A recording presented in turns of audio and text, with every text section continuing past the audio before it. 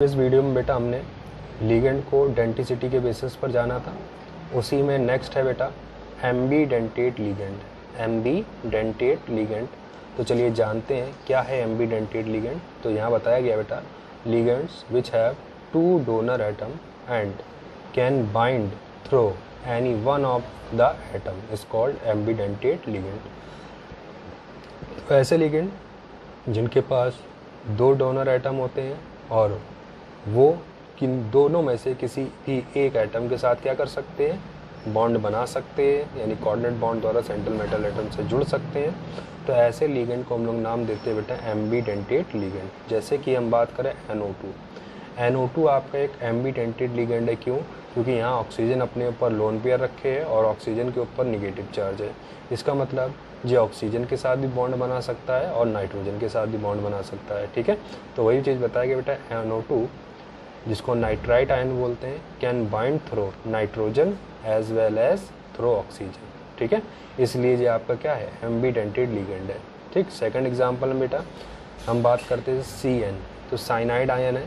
Cyanide ion में nitrogen भी bond बना सकता है और कार्बन भी बॉन्ड बना सकता है। ठीक है, क्योंकि दोनों के पास आपका नेक्स्ट पे निगेटिव चार्ज है, उस पर एक पे लोन पेयर ऑफ इलेक्ट्रॉन है। ठीक, तो इसी तरह से आपका थायोसाइनाइड आयन है, इसमें भी आपके नाइट्रोजन और जो सल्फर है दोनों ही आपके क्या कर सकते हैं, बॉन्ड बना सकते हैं। तो हमने क्या जाना, एम्बीडेंटेट लिगेंड मतलब ऐसे लिगेंड जो मोनोडेंटेट होते हैं। क्या होते हैं, मोनोडेंटेट होते हैं क्योंकि एक ही आपका एटम बॉन्ड बनाएगा, मगर उन मोनोडेंटेट होने के साथ साथ उनमें जो एटम होते हैं उन दोनों एटम में बॉन्ड बनाने की टेंडेंसी होती है। मगर एक ही एटम कोई बॉन्ड बना सकता है, चाहे नाइट्रोजन बना ले चाहे ऑक्सीजन बना ले, दोनों एक साथ नहीं बना सकते।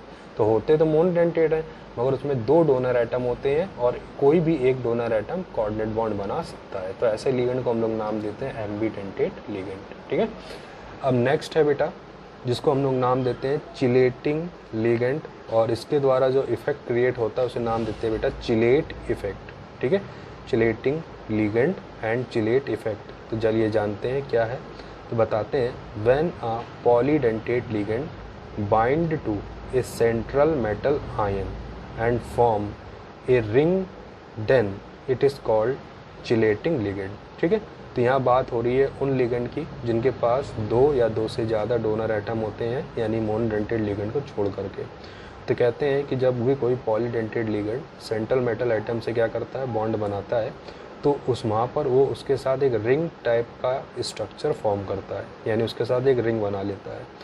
और रिंग बनाने से जो आपका सेंट्रल मेटल यानी जो कॉम्प्लेक्स बनता है वो स्टेबलाइज हो जाता है। ठीक है, तो ऐसा लिगेंड जो सेंट्रल मेटल एटम के साथ ring type of structure form कर सकता है कोऑर्डिनेट बॉन्ड बना के, तो ऐसे लिगेंड को हम लोग क्या नाम देते हैं, चिलेटिंग लिगेंड। और ये लिगेंड कौन हो सकते हैं, जो आपके पॉलीडेंटेट लिगेंड है, मतलब जिनके पास दो या दो से ज़्यादा डोनर एटम होते हैं। ठीक है, फिर क्या बताते हैं, the complexes formed by chelating ligand यानी कि पॉलीडेंटेट लिगेंड, ठीक है, such as ethylene diamine, EDTA etcetera are more stable than those formed by monodentate ligand such as H2O and H3. ठीक है, this effect is known as chilate effect and this property is known as chilation. तो chelating ligand हमने बताया ऐसे polydentate ligand जो जब central metal atom के साथ क्या करते हैं, बॉन्ड करते हैं, तो एक रिंग टाइप स्ट्रक्चर का फॉर्मेशन करते हैं। तो ऐसे पॉलीडेंटेट लिगेंड को हम लोग नाम देते हैं चिलेटिंग लिगेंड। ठीक है, और जो चिलेटिंग लिगेंड जब सेंट्रल मेटल एटम के साथ क्या करते हैं, बॉन्ड करते हैं, जैसे कि एथाइलिन डाइअमीन और EDTA, जो आपके कैसे हैं, चिलेटिंग लिगेंड है। क्यों? कि उनके पास दो या दो से ज़्यादा डोनर साइट है। तो जब कोई मतलब कॉम्प्लेक्स चिलेटिंग लिगेंड के थ्रू बनता है, जैसे कि एथाइलिन डाइअमीन और EDTA, तो वो क्या हो जाता है, ज़्यादा स्टेबल हो जाता है। किसके कंपैरिजन में, ऐसे कॉम्प्लेक्स जिनमें मोनोडेंटेट लिगेंड होते हैं, जैसे कि H2O और NH3 बताया गया। ठीक है, और इसी वजह से ये जो कॉम्प्लेक्स होता है वो स्टेबलाइज हो जाता है, और इसी स्टेबिलिटी के इफेक्ट को, ठीक है, हम लोग नाम देने लगते हैं चिलेट इफेक्ट, क्योंकि ये किसके द्वारा स्टेबलाइज हुआ है, चिलेटिंग लिगेंड के द्वारा स्टेबलाइज हुआ है। ठीक है, और इसकी ये प्रॉपर्टी यानी स्टेबिलिटी बढ़ाने की जो प्रॉपर्टी है चिलेटिंग लिगेंड में, उसी को हम लोग नाम देते हैं बेटा चिलेशन। ठीक है, तो यहाँ पर आप देखोगे एक कॉम्प्लेक्स दिया गया है कॉपर का, जिसमें कॉपर से एथाइलिन डाइएमीन जो आपने दिखाया वो अपना एक नाइट्रोजन जी एक नाइट्रोजन जी दोनों और क्या कर रहे हैं, कोऑर्डिनेट बॉन्ड बना रहे हैं। कोऑर्डिनेट बॉन्ड बनाते क्या देखते हो आप कि जो एथाइलिन डाइएमीन है वो कॉपर के साथ एक 5 मेंबर्ड रिंग शेप का स्ट्रक्चर फॉर्म करता है। ठीक, ऐसे यहाँ भी देखो जब ये एथाइलिन डाइएमीन से जुड़ता है तो कैसा दिखता है, एक 5 मेंबर्ड रिंग शेप का स्ट्रक्चर फॉर्म करता है। तब ये पॉलीडेंटेट लिगेंड जुड़ते हैं सेंट्रल मेटल एटम से तो एक रिंग शेप का स्ट्रक्चर फॉर्म करते हुए दिखाई देते हैं। वैसे ही आप इस कॉम्प्लेक्स में देख सकते हैं कि जब ग्लाइसाइनेट आयन कॉपर के साथ बॉन्ड बनाता है तो उसके साथ एक रिंग शेप का स्ट्रक्चर फॉर्म कर लेता है। इस वजह से जो आपका कॉम्प्लेक्स आयन होता है उसकी स्टेबिलिटी इंक्रीज कर जाती है और इसी स्टेबिलिटी को इंक्रीज करना ही कहलाता है आपका चिलेट इफेक्ट। और जिन लिगेंड की वजह से जो होता है उसे नाम देते हैं चिलेटिंग लिगेंड। ठीक है, फिर क्या कहते हैं बेटा, greater the number of such type of ligand present in complex greater will be stability of complex. और इस तरह के जितने ज़्यादा लिगेंड कॉम्प्लेक्स में प्रेजेंट होंगे सेंट्रल मेटल एटम के साथ तो उस कॉम्प्लेक्स की स्टेबिलिटी उतनी ही ज़्यादा होगी। ठीक है, तो ये था आपका चिलेट इफेक्ट और चिलेटिंग लिगेंड के बारे में। तो यहाँ से आपके टाइप ऑफ लिगेंड कितने टाइप के थे वो आपके ख़त्म होते हैं। ठीक है, अब हम बढ़ते हैं अपने नेक्स्ट टॉपिक की ओर। इस टॉपिक में हम जानेंगे बेटा कोऑर्डिनेशन नंबर के बारे में। तो कोऑर्डिनेशन नंबर क्या है चलिए देखते हैं। तो it is the number of ligand to which a central metal ion is directly bonded. ठीक, तो हमने बताया था किसी भी कॉम्प्लेक्स कंपाउंड में जो सेंट्रल मेटल एटम से अटैच्ड जो लिगेंड होते हैं, ठीक है, सेंट्रल मेटल एटम से अटैच्ड लिगेंड होते हैं। जैसे यहाँ पर आप देख रहे हो कि निकल सेंट्रल मेटल एटम है और इससे कौन अटैच्ड है, अमोनिया जो कि लिगेंड है। और इस अमोनिया के कितने मॉलिक्यूल इसके साथ अटैच्ड है या कितने मॉलिक्यूल इसके साथ कोऑर्डिनेट बॉन्ड बना रहे हैं उनका नंबर ही क्या कहलाता है, कोऑर्डिनेशन नंबर कहलाता है।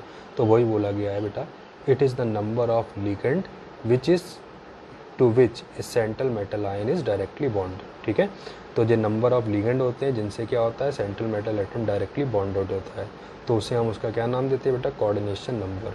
ठीक, और कोऑर्डिनेशन नंबर निकालना ही आपका क्वेश्चन बनता है, न्यूमेरिकल आता है, हर बार आता है। आपको कोई कॉम्प्लेक्स दे देगा और कहेगा उसका कोऑर्डिनेशन नंबर कैलकुलेट करो। तो यहाँ पर फॉर्मूला दिया गया बेटा, coordination number is equal to number of ligand into density. ठीक, कितने लिगेंड है और उनकी डेंसिटी कितनी है, मतलब मोनोडेंटेट तो 1 हो जाएगा, बाईडेंटेट 2 हो जाएगा, ट्राईडेंटेट 3 हो जाएगा और नंबर कितने हैं। ठीक है सर, मल्टीप्लाई करेंगे जो वैल्यू आएगी उसे हम लोग नाम देंगे उसका कोऑर्डिनेशन नंबर। ठीक, जैसे फॉर एग्जांपल हम बात करें ये आपका निकिल का अमोनिया के साथ एक कॉम्प्लेक्स बनाया हुआ है तो हमें इसका कोऑर्डिनेशन नंबर फाइंड आउट करना है। ठीक है, तो कोऑर्डिनेशन नंबर जिसको शॉर्ट फॉर्म में हमने CN लिखा है तो coordination number is equal to 4 क्योंकि यहाँ पर लिगेंड नंबर ऑफ लिगेंड कितने हैं, 4 है देखिए। ठीक है, नेस्त्री कितने हैं, 4 इंटू अमोनिया आपका कैसा लिगेंड है, मोनोडेंटेट लिगेंड, अभी थोड़ी देर पहले बताया, तो मल्टीप्लाइड बाई 1 तो 4 इंटू डेंसिटी कितनी 1 तो कितना आ गया 4। यानी यहाँ पर निकिल का अमोनिया के साथ जो कॉम्प्लेक्स है उसका कोऑर्डिनेशन नंबर कितना है, निकिल 4 है। इसी तरह से नेक्स्ट आपका क्वेश्चन दिया है आयरन का ऑक्सलेट आयन के साथ कॉम्प्लेक्स बना हुआ है। ठीक है, तो इसको मैं कोऑर्डिनेशन नंबर निकालने के लिए सबसे पहले नंबर ऑफ लिगेंड देखेंगे कितने हैं ऑक्सलेट आयन, 3 है तो इंटू 3। ठीक है, और साथ में आप क्या देखेंगे ऑक्सलेट आयन अभी थोड़ी देर पहले बताया था आपको COO माइनस मतलब कैसा लिगेंड है, बाईडेंटेड लिगेंड है, यानी 3 इंटू 2 यानी कितना आ गया 6 आ गया। यानी इसका कोऑर्डिनेशन नंबर कितना हो गया आयरन का यहाँ पर 6 हो गया।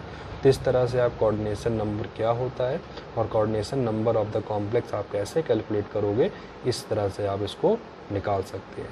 तो ये था आज का वीडियो जिसमें हमने लिगेंड को डेंसिटी के बेसिस पर क्लासीफाइड करा और साथ ही उनका कोऑर्डिनेशन नंबर भी निकाला जिसमें उसकी डेंसिटी मेन रोल फॉर्म करती है। ठीक है, तो अगर आपको डेंसिटी आ जाती है अच्छे से, यानी लिगेंड के बारे में अच्छे से मालूम है तो आप उसका कोऑर्डिनेशन नंबर कैलकुलेट कर सकते हो। तो आज के वीडियो में इतना ही, तो बाकी नेक्स्ट वीडियो में हम लोग नेक्स्ट टॉपिक यानी नए टॉपिक के बारे में जानेंगे। ठीक है।